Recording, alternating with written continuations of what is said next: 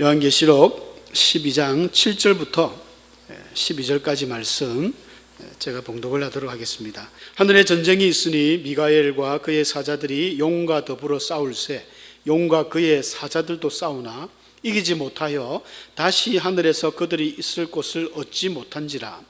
큰 용이 내쫓기니 옛 뱀 곧 마귀라고도 하고 사탄이라고도 하며 온 천하를 꿰는 자라. 그가 땅으로 내쫓기니 그의 사자들도 그와 함께 내쫓기니라.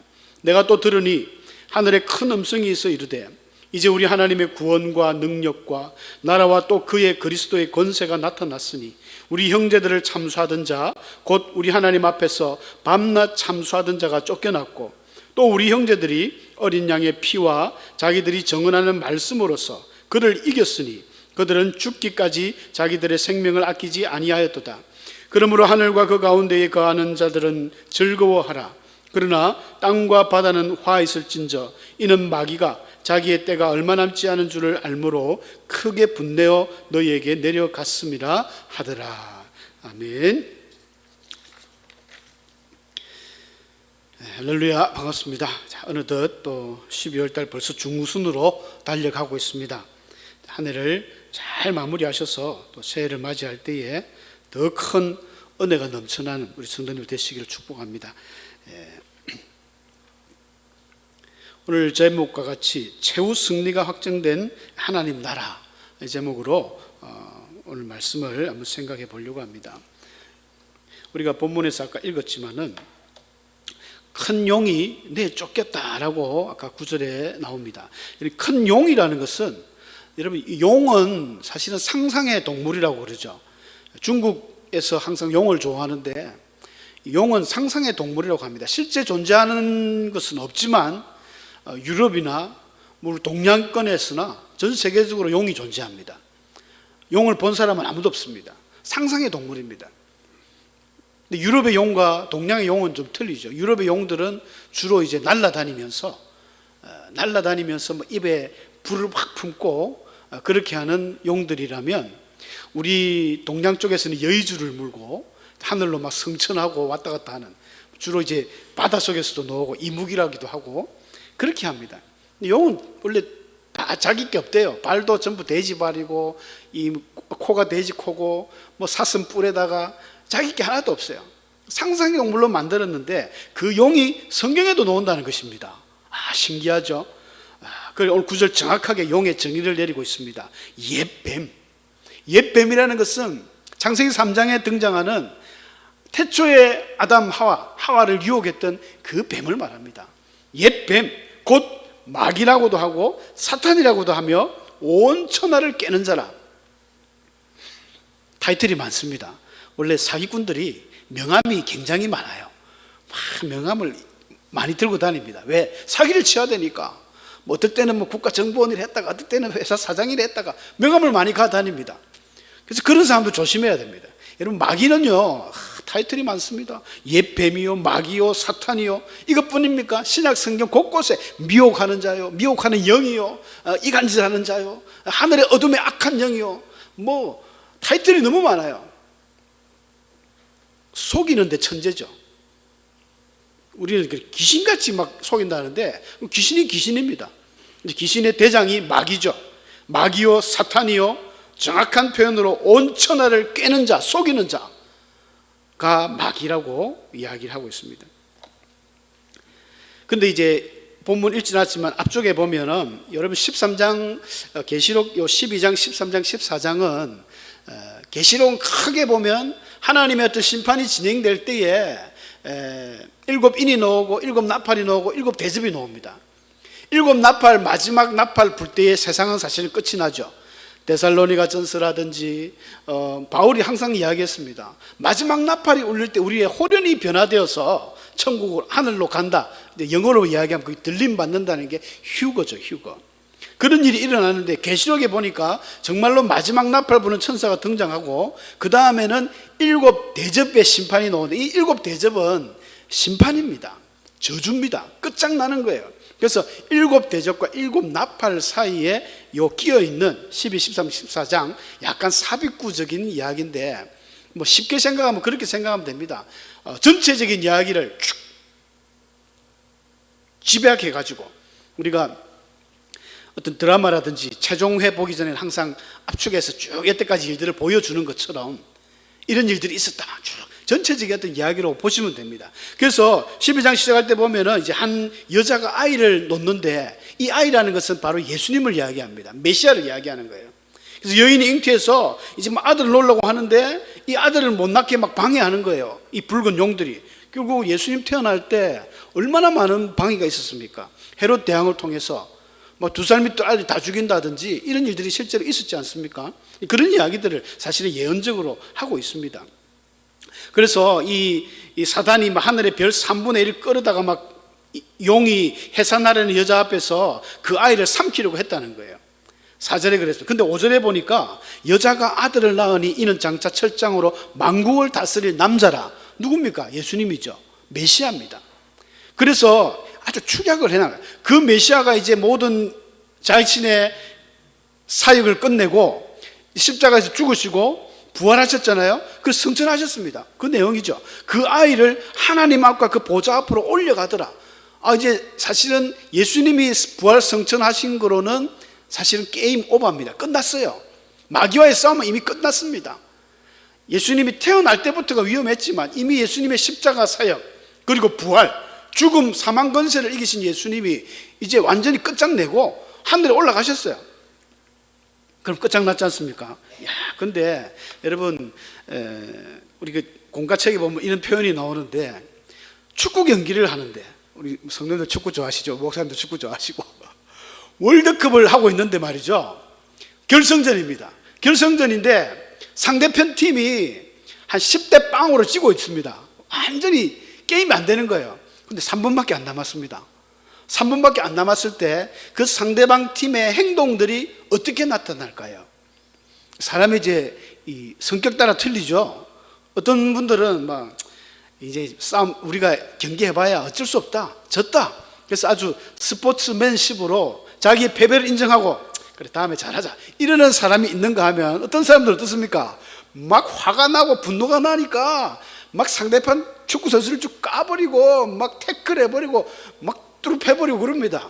그래서 뭐 심판한테 경고받아가 퇴장하더라도 자기 분이 안 풀리는 거예요. 뿐만 아니라 나갈 때 관중들이 뭐 야유하면 뭐 관중들하고 또 싸움을 해버립니다. 심지어 관중들도 그렇죠. 자기가 응원하는 뭐 프로야구 같은 거죠. 나는 뭐 롯데를 응원하는데 상대방하고 막 이렇게 붙어가지고 자기 편이 졌으면 어떡합니까? 관중들이 일어나서 폭동을 막 일으킵니다.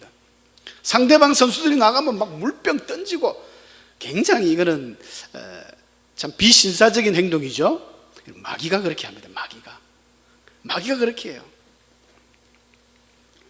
하나님께서 예수님이 하늘로 올라갔으면 끝장났는데 마귀가 그걸 못 보고 하늘로 올라갔다는 거예요. 하늘로 올라가가지고 막 싸움을 벌이는 겁니다. 여러분, 마귀는 원래 하늘에 있다가 쫓겨난 존재입니다. 하나님 앞에서 교만 떨다가 쫓겨난 천사라고 이렇게 우리가 알려져 있는데 지가 다시 올라간 거예요. 하늘에 올라가가지고 싸우는데 이제 천사장 미카엘이 등장하죠. 이 미카엘은 싸움의 장관입니다. 군대 장관이죠. 우리가 본문 아까 읽었습니다만은 이렇게 나옵니다. 하늘에 전쟁이 있으니 미가엘과 그의 사자들, 이 사자라는 건 앙겔로스라는 천사들을 말합니다. 그러니까 미카엘이 대장이고 수많은 천사들이 있고 또 용과 그의 사자들도 싸운다. 용은 이제 아까 이야기했잖아요. 용, 마귀, 사탄이고 그의 수많은 졸개들 귀신들입니다.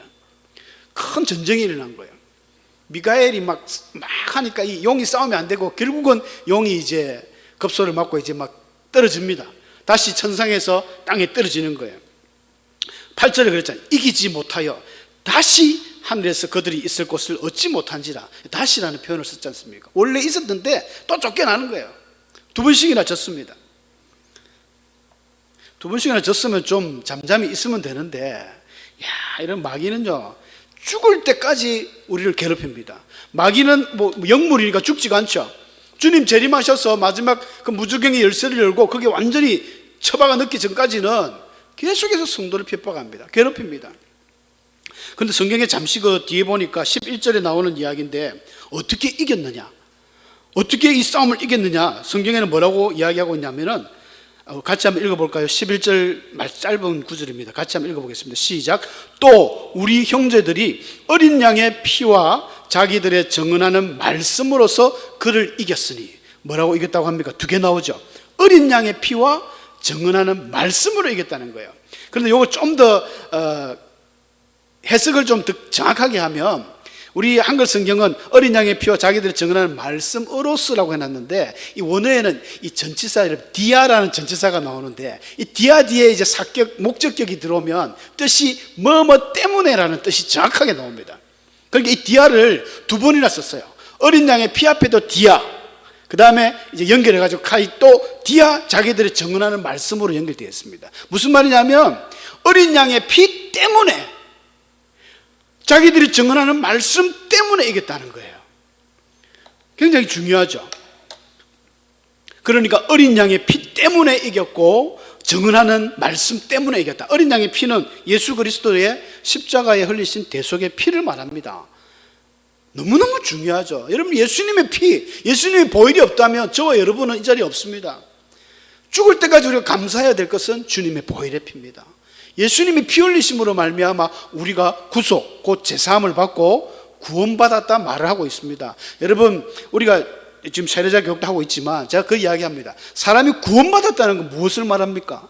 여러분, 구원받았다는 것은 뭐 누구로부터 도움을 받았다, 뭐 이런 걸 우리가 넓게 크게 이야기할 때 구원은 도움을 받았다는 거예요. 어려운 환경에서 내가 정말 사업으로 실패해가지고 참 자살 직전까지 갔는데 누가 나를 좀 도와줬다, 그분 때문에 내가 구원받았다, 이렇게 말하는데, 그런 구원하고 틀리고, 이 성경에서 우리가 이야기하는 구원받았네, 이 구원받았네는 죄에서 속죄받았다는 걸 말합니다. 원래 인간은 죄인이잖아요. 태어날 때부터 아담의 후손인 인간들은, 모든 사람은 원죄를 가지고 태어납니다. 이 죄는 우리가 없을 수가 없습니다. 원죄에 대한 만큼, 자범죄라고 하는, 우리가 스스로 짓는 죄는 내가 잘못해 다시는 안 그래야지 의지적으로 고칠 수가 있지만, 원죄만큼은 우리 힘으로 해결할 수 없습니다. 누구의 힘이 필요하냐면 예수님의 십자가 피가 필요합니다. 그러니까 우리가 구원받았다는 것은 내가 예수님을 믿음으로 주님의 그 어린 양 보혈의 피가 내 죄를 씻으신 거예요. 여러분, 성찬식 때 먹는 포도주, 그게 포도주로 끝나는 게 아니거든요. 예수님의 이것은 뭐라 했습니까? 내 피다. 대속의 언약의 피다. 맞습니다. 그 예수님의 보혈의 피 때문에 우리의 모든 이 원죄가 깨끗하게 씻김으로써 내가 구원받게 되는 겁니다. 그러니까 이 예수님의 십자가 대속 사역은 어마어마한 능력이 있습니다. 이 보혈의 능력은. 두 번째로 증언하는 말씀. 이 말씀을 증언한다는 게 무엇을 증언해요? 복음 사역이죠. 복음. 주의 제자들이 이런 보혈의 이 능력과 예수님의 부활의 성전, 이걸 증거했다는 것이죠. 이게 바로 능력이라는 것입니다. 우리 교인과 교회의 지상 명령이, 예수님도 성천하시기 전에 예루살렘과 온 유대와 사마리아 땅끝까지 이르러 너희는 내 증인이 되라, 복음을 증인이 되라고 말씀해 주셨습니다. 그러니까 이 예수님의 이 보혈의 피와 이 복음에 증언하는 말씀이 결국 교회의 궁극적인 승리를 보장하고, 실제로 교회가 이런 능력이 나타나야 됩니다. 보혈과 예수님의 복음에 이 말씀이 없는 교회는 사실은 껍데기 교회일 수밖에 없습니다. 아무리 교회가 막 기라성처럼 크고 성도가 막 10,000명, 10만 명이 돼도 주의 보혈이 없다, 주님의 증언하는 복음의 말씀이 없다, 사실 깡통입니다. 하나님 나라 갈 때 예수님이 과연 칭찬하실까요? 그렇지 않습니다. 교회가 아무리 작아도 주님의 보혈의 권세가 살아있는 이 교회, 여러분, 주의 보혈이 능력이 있고 그 보혈이 권세가 있기 때문에 감히 어둠의 악한 영이 역사 못합니다. 기도할 때마다 저는 그래요. 이 전체 주의 보혈이 벌겋게 막 이 교회 본당에 예수님의 보혈과 성령으로 확 충만하면, 누구라도 이곳에 오셔서 가지고 기도하실 때 마음이 뜨거워지고 회개가 일어나고 기도하던 바가 응답되어지는 이런 기적이 있단 말이에요. 그럼 절에 가면은 뭐 보혈이 있겠습니까? 온갖 맨날 우상들 섬기고 뭐 연불이나 해놨는데, 그런 곳에는 성령의 보혈이 없습니다.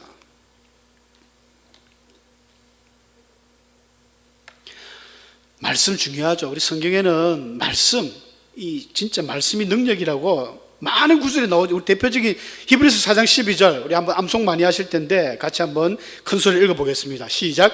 하나님의 말씀은 살아있고 활력이 있어 좌우에 날선 어떤 검보다도 예리하여 혼과 영과 및 관절과 골수를 찔러 쪼개기까지 하며 또 마음의 생각과 뜻을 판단하나니. 예, 하나님의 능력, 하나님의 이 말씀, 에베소서 6장 17절에 보니까 하나님이 너희가 마지막 날에 마귀의 괴계, 마귀의 그 속임수, 이것들을 대적하기 위해서 하나님의 전신갑주를 입어야 된다. 전신갑주는 이제 바울 시대 때 이 전투를 하는 군인들이 하는, 오늘날로 치면 완전 무장하는 거예요. 완전 군장을 하는 거죠. 요즘에 머리 하이바를 쓰고 막, 얼마 전에 계엄군 그 국회 들어간 거 보셨죠? 만화의 영화에서는 저는 봤던 그런 뭐 이상한 쌍안경 같은 것도 끼고, 와, 우리나라 군인들이 다르게 바뀌었더라고요. 그러니까 철모만 쓰는 게 아니라 뭐 이런 것도 쓰고 뭐 꼭 미국 군인 같았어요.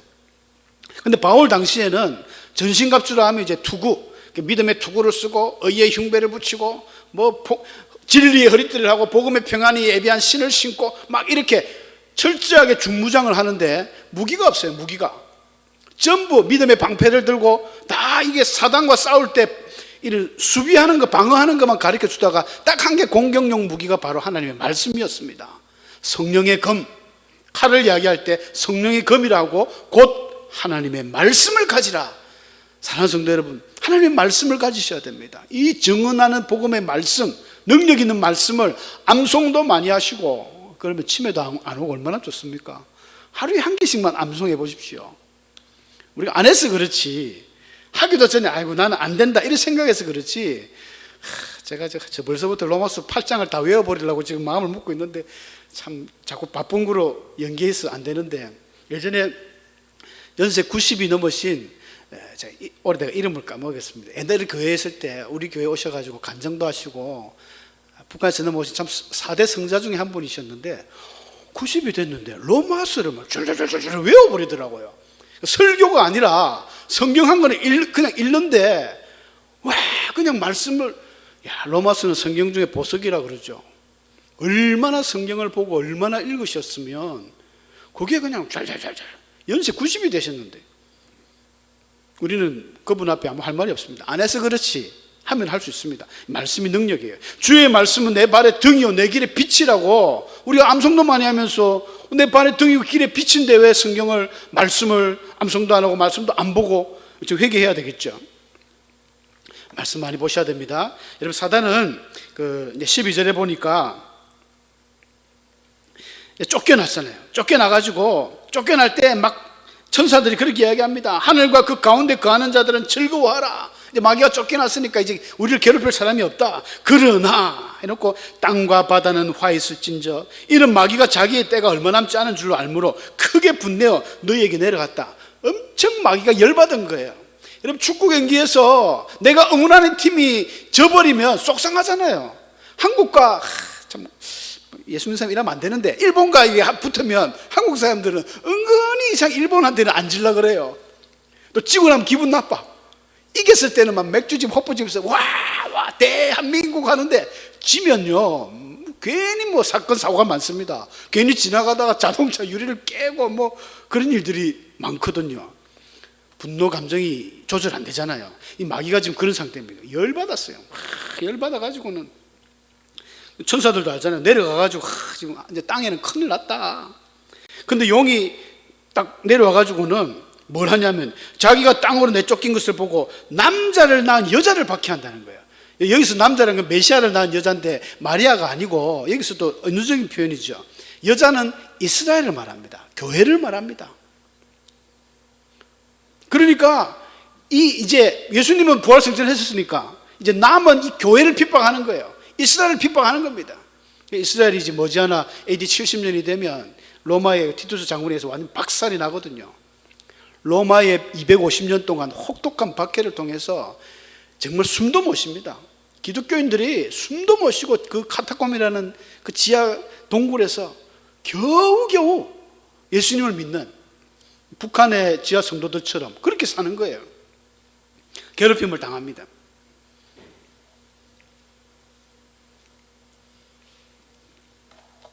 근데 뭐 괴롭힘을 당해도 뭐 이게 내버리죠. 그래가지고 어떻게 했냐면 성경에는 뭐라고 이야기하냐면 그 막 여자를 그 죽여버리려고 막 이 용이 말이죠. 뱀이 15절에 보면 그래 나오면 여자의 뒤에서 뱀이 그 입에서 막 강물을 토하듯이 엄청난 이 강물 같은 물을 입에서 토해가지고 여자를 죽이려고, 교회를 죽이려고, 이스라엘을 죽이려고 강을 했더니 또 신기하게 하나님이 도와주셨는지 땅이 여자를 도와서 그 입을 벌려서 용의 입에 토한 걸 다 강물을 삼켜버렸다는 거예요. 안 죽었습니다. 여러분, 교회는 안 죽습니다. 예수님의 피가로 사신 교회가 그렇게 호락호락하지 않습니다. 아무리 총칼을 갖다 들고 교회를 없이 하려고 해도 딱 주의 보혈과 말씀으로 든든히 선 교회는 쉽게 망하지 않습니다. 반석 위에 하나님 예수님이 내 교회를 세운댔기 때문에, 근데 이 반석 믿음이 없이 주의 보혈과 하나님 말씀이 없는 교회는 금방 사라집니다. 겁주버리면요 다 도망가 버립니다. 굉장히 중요한 일이죠. 그러니까 이제 용이 어떻게 하느냐면 17절에 나오죠. 용이 여자에게 분노하여 돌아가서 그 여자의 남은 자손, 누굽니까? 우리들입니다. 남은 자손, 곧 하나님의 계명을 지키며 예수의 증거를 가진 자들과 더불어 싸우려고 바다모래 위에 딱 서 있더라. 이런 말씀이 나오는 거예요. 여러분, 마귀는 이제 제 때가 얼마 남지 않은 줄 알고 있습니다. 정말 마지막 때다. 뭐 우리보다 더 잘 알겠죠. 영물이니까. 그러니까 사정없이 하나님의 백성들을 공격합니다.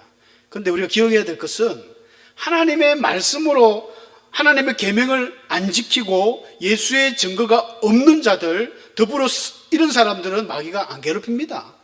쟤들은 놔둬도 지 혼자 놀다가 그냥 떨어지거나 뭐 믿음을 배신하고 또 지옥 갈 테니까 손도 안 대는데, 어떻게 하든지 하나님 앞에 말씀으로 막 끈기 있게, 주의 말씀 아니면 나는 죽겠다, 내 목에 칼이 들어와도 나는 순교하며 죽겠다, 이런 사람들은 진짜 괴롭힙니다.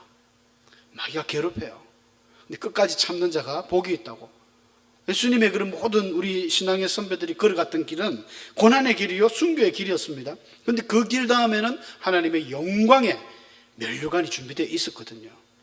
우리가 지금 마지막 시대를 살아가고 있는데 대한민국 성도들은 우리가 정신 차려야 됩니다. 너무 편하게 신앙생활을 하고 있기 때문에 고난이 뭔지, 핍박이 뭔지 성경에는 이야기하는데 이런 거 몰라요. 여러분, 로마 시대 때를 생각하셔야 됩니다. 로마 250년, 그 300년 동안 황제가 이게 250년의 핍박 기간이 연결돼서 쫙 왔으면 기독교가 벌써 끝났겠죠. 그런데 이 왕이 바뀔 때마다 조금씩 틈이 있을 때는 또 괜찮았어요. 괜찮다가 또 독한 왕이 있으면 또 쪼우고, 또 독한 왕이 또 쪼우고, 또 쫓겨 있다가 또 쪼우고, 이런 식으로 하니까 겨우겨우 명맥을 유지하면서 왔습니다. 313년에 그 콘스탄틴 황제가 나와가지고 기독교를 공인하는 바람에 진짜 두더지처럼 지하에서 다 나와서 로마가 복음으로 점령됐지만 갔다 가면 기독교 끝날 뻔했죠. 그러나 끝나지 않습니다. 왜냐하면 하나님이 함께 하시니까.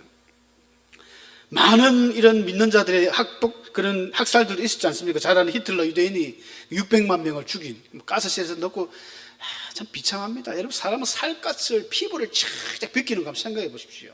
여러분, 마지막 날에 여러분들이 교회에 예수 믿는다고 잡혀가가지고 이 경찰들이 와가지고 말이죠, 계엄군들이 와가지고 여러분 예수 믿을래 안 믿을래? 나는 죽어도 믿겠습니다 이러면 막 하나씩 살갗을 뺏기내는 거예요. 손톱 다 뽑고 발톱 다 뽑고. 핍박이 어마어마합니다. 로마 시대는 진짜로 그랬고요. 사자굴에 들어가서 사자밥 되는 거는 양반입니다. 뜨거운 물에 튀기 죽이기도 하고, 사람의 가죽을 다 벗기기도 하고, 정말 이런 고통과 고통 속에 우리 일제시대 때도 이런 엄청난 일들 많이 당했지 않습니까?